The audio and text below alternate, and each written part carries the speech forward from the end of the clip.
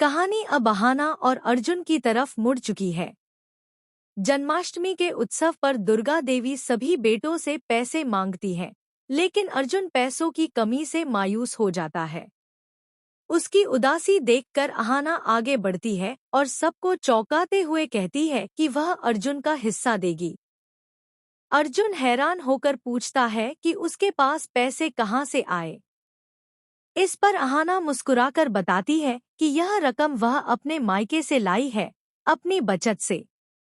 वह चाहती है कि अर्जुन का सिर झुके नहीं और दुर्गा देवी भी खुश रहें। बुआ जी तुरंत ताना कसती हैं कि बिना काम किए अहाना के पास पैसे कहाँ से आए, जरूर कोई राज छुपा है।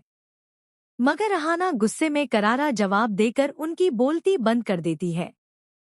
इस कदम से अर्जुन की नजरों में अहाना का सम्मान और बढ़ जाता है। वहीं दुर्गा देवी भी भावुक होकर अहाना को गले लगा लेती हैं और सालों की गलतफहमियां मिट जाती हैं।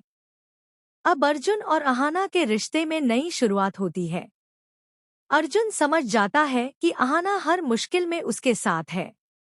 दोनों मिलकर बुआ जी की चालों का पर्दाफाश करने का निश्चय करते हैं। धीरे धीरे अहाना अपनी समझदारी और हिम्मत से पूरे घर का दिल जीत लेती है। लेकिन कहानी यहीं खत्म नहीं होती।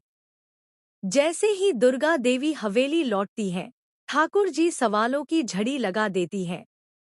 वह ताना मारती है कि अहाना ने दुर्गा देवी पर जादू कर दिया है, तभी उनके तेवर बदल गए हैं। इस पर दुर्गा देवी पहली बार गरजती है, यह घर मेरा है और इसमें वही होगा जो मैं चाहूंगी।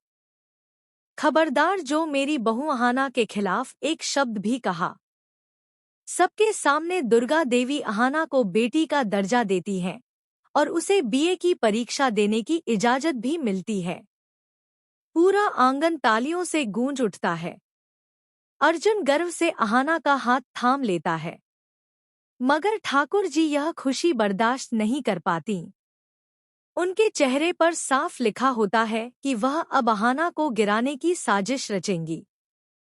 वह अपने बेटे पोल्ट को बुलाती है और योजना बनती है कि अहाना की पढ़ाई और इज्जत दोनों पर दांव लगाया जाए।